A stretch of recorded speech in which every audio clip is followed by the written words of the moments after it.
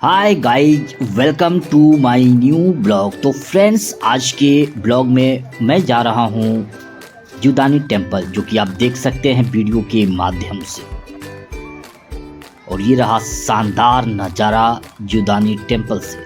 तो गाइज, मैं निकल चुका हूँ नाला सोपारा स्टेशन। तो ये देख सकते हैं, फिलहाल मुंबई में अनेकों ट्रेनें आती रहती हैं। तो दोस्तों, जीवदानी माता जी का इतिहास महाभारत काल से जुड़ा हुआ है। माँ जीवदानी का मंदिर विरार में जीवदानी नामक पहाड़ी पर स्थित है।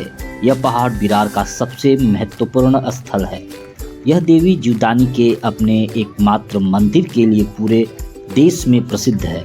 यहाँ माता के दर्शन के लिए जो लगभग 1300 से भी अधिक सीढ़ियाँ चढ़नी पड़ती है। तो गाइस, फिलहाल अभी हम लोग जो है बस में बैठने के बाद ये देख सकते हैं एर्टिगा कार बुक की जाती है और सीधे हम लोग जो है विरार ईस्ट में जो है जाते हैं। तो गाइस, देख सकते हैं शानदार धूप का नज़ारा। और हम लोग जो है माढ़ा बिल्डिंग से हो करके गुजरते हैं, जो कि लॉटरी सिस्टम के थ्रू महाराष्ट्र गवर्नमेंट लोगों को प्रोवाइड करती है। तो गाइस, फिलहाल मैं और दादा और दादी के साथ और साथ में बुआ और फूफा के साथ बैठ चुके हैं कार में। तो इन लोगों को घुमाने के लिए हम लोग जा रहे हैं जीवदानी माता मंदिर। तो दोस्तों, ये लोग जो है अभी हाल ही में गांव से आए हुए हैं। देखो, ये जीवदानी टेम्पल तक के लिए तो वहाँ तक हम लोग पहुँचाए हैं टेम्पल तक। तो गाइज, अभी यहाँ से लगभग कुछ ही देर में हम लोग जीवदानी माता मंदिर पहुंचने वाले हैं। तो दोस्तों यहाँ से अब हम लोग आ चुके हैं मंदिर के पास। और देख सकते हैं यहाँ पहाड़ी स्थल में जो है यह मंदिर है। और सबसे बड़ी उत्कृष्टता ये है कि इन पहाड़ों पर 6 मंजिला इमारत के साथ साथ मंदिर की भी स्थापना की गई है। तो गाइज, मैं आपको इस मंदिर की संपूर्ण इतिहास के बारे में भी बताऊंगा। तो गाइज, इसका इतिहास है विरार नामक एकावीरा से आया है। जिस तरह तुंग पर्वत तुंगा आर बन जाता है, उसी तरह वीरा आर बन जाता है। तुंग पर्वत की तलहटी में वैतरणा नदी के तट पर एकावीरा देवी का एक विशाल मंदिर है, जहां लोग अपनी शूर्पणखा यात्रा का समापन करते थे, जैसा कि पुराणों और स्थानीय किंवदंतियों में वर्णित है। यहाँ एकावीरा देवी को समर्पित एक विशाल तालाब भी है, जिसे विरार तीर्थ यानी एकावीरा तीर्थ कहा जाता है। तो दोस्तों, अभी हम लोग फिलहाल जो है देख सकते हैं मंदिर के पास आ गए हैं। और यहाँ मंदिर जाने के लिए आप चाहें तो पैदल भी जा सकते हैं सीढ़ियों के थ्रू, जहाँ पर लगभग 1300 सीढ़ियाँ हैं। और दूसरा जो है साधन ये ट्रॉली, और सबसे अच्छी व्यवस्था है ट्रॉली का। लगभग हम लोग जो है 5 से 10 मिनट में ही जो है ट्रॉली से पहुंच जाते हैं ऊपर की ओर। तो यहाँ पर प्रत्येक व्यक्ति का जो किराया है आने और जाने का टोटल 250 रुपये है। तो ये देख सकते हैं, यहाँ पर आप चाहें तो टिकट करा सकते हैं। और टिकट कराने के बाद अब हम लोग यहाँ पर लाइन में लग चुके हैं। और यहाँ पर जो है सिद्धि विनायक जी को भी आपने देखा। तो गाइज, ये है बुआ और फूफा जी। तो ये लोग मुंबई में आकर के इनका परिवेश भी देख सकते हैं बदल गया है।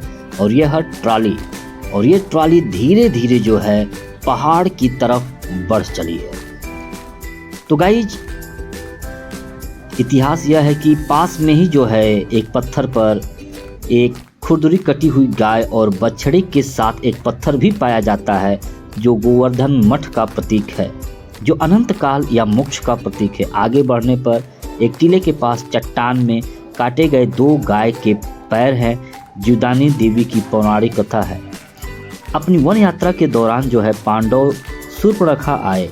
उन्होंने भगवान परशुराम द्वारा प्रतिष्ठित विमलेश्वर के पवित्र मंदिर का दौरा किया और प्रभास की यात्रा पर वैतरणी नदी के तट पर रुके। तो गाइस, अभी देख सकते हैं यहाँ पर जीवदानी माता जी का यह मंदिर।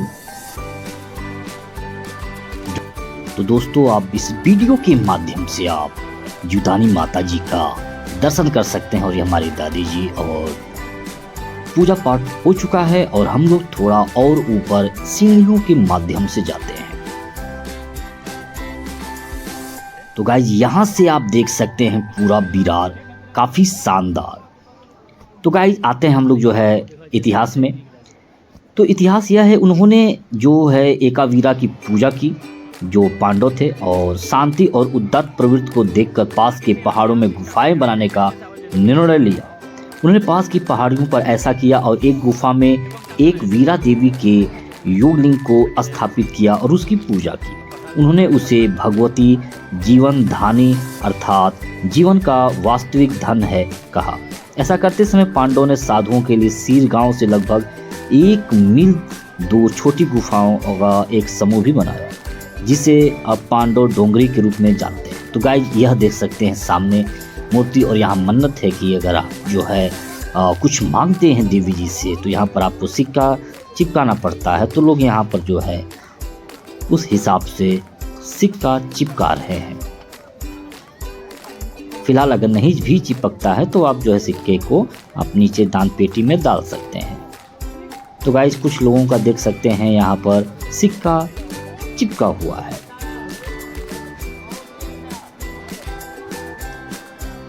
तो गाइस यहाँ पर बाबा और बाकी लोगों ने भी यह सिक्का चिपकाने का प्रयत्न किया, और देख सकते हैं यहाँ पर बुआ जी जो है शेर के मुख में जो है यानी कान में कुछ अपनी मन्नतें जो है मांगते हैं कि यह जा कर के देवी जी को जो है इनका वाहन जो है सूचना पहुँचाएगा।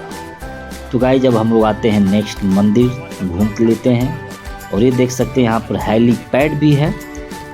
तो जिनको जो है दूर मुंबई से आना रहता है तो वो बाई हेलीपैड यानी हेलीकॉप्टर यहाँ पर आते हैं। तो दोस्तों फिर आते हैं इतिहास में। तो ऐसा करते समय जो है पूजा करते समय पांडवों ने साधुओं के लिए सिरगांव से लगभग 1 मील दूर छोटी गुफाओं का एक समूह भी बनाया, जिसे अब पांडव डोंगरी के रूप में जाना जाता है। तो कलयुग के आरंभ होने और बौद्ध भिक्षु यानी बौद्ध धर्म के आगमन के पश्चात वैदिक योगियों की संख्या कम हो गई और यहाँ लोग धीरे धीरे पहाड़ी तथा देवी को भूल गए।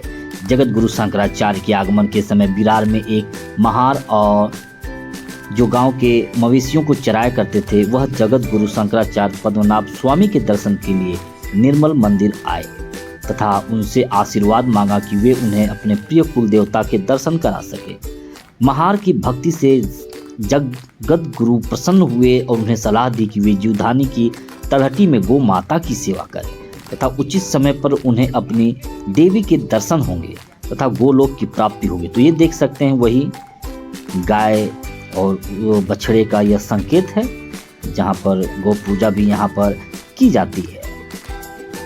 तो दोस्तों उन्होंने जीवन पर्यंत जगत गुरु शंकराचार्य की सलाह का पालन किया तथा गांव के मवेशियों को चराया। गांव के मवेशियों को चराते समय उन्हें गाय दिखाई दी जो उनके साथ चल रही थी, जिसके मालिक ने उन्हें चराने के लिए कभी पैसे नहीं दिए। अपने पुण्य से उन्होंने गाय के मालिक को ढूंढने का निश्चय किया। वह गाय के पीछे पीछे जीवन धन पहाड़ी की चोटी पर गया। वहां एक दिव्य आकृति वाली सुंदर स्त्री प्रकट हुई। महार को जगत गुरु शंकराचार्य के वचन याद आ गए और वह समझ गया कि वह कोई और नहीं बल्कि उसकी कुल देवी जीवधानी है। वह बहुत प्रसन्न हुआ और बोला, हे माता, मैंने आपकी गाय चराई है, क्या आप मुझे इसके बदले में कुछ नहीं देंगी? देवी प्रसन्न होकर मुस्कुराई और महार के हाथ में कुछ पैसे रखने ही वाली थी कि उन्होंने कहा, मुझे मत छूना, मैं महार हूँ, मुझे ऐसी वस्तु दीजिए जिससे स्पर्श, शब्द, गंध, आकृति और आकाश नष्ट न कर सके। यह जानकार देवी ने पूछा, देखो मेरे बच्चे, तुमने वर्णाश्रम धर्म और मोक्ष धर्म का यह अद्वितीय ज्ञान कहाँ से सीखा?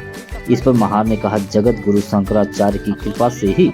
भगवती इस बात से प्रसन्न हुई और बोली, तुम्हारे पुण्य से देखो यह गाय जो कामधेनु है तुम्हारे पूर्वजों को अपनी पूंछ से वैतरणी नदी पार कराकर उच्च लोकों में ले गई है। ऐसा करते हुए महार ने देखा कि गाय पहाड़ की चोटी से छलांग लगाती है और अपने 2 पैरों के निशान पहाड़ी की सतह पर और 2 पैरों के निशान वैतरणी नदी के पार स्वर्ग में छोड़ देती है। अब देवी ने कहा, मैं तुम्हें वह चीज प्रदान करती हूँ जिसकी तुमने मांग की थी, वह है मोक्ष। तो गाइस अगर आपको वीडियो अच्छा लगा हो तो प्लीज़ लाइक, सब्सक्राइब और शेयर करें। बहुत बहुत धन्यवाद।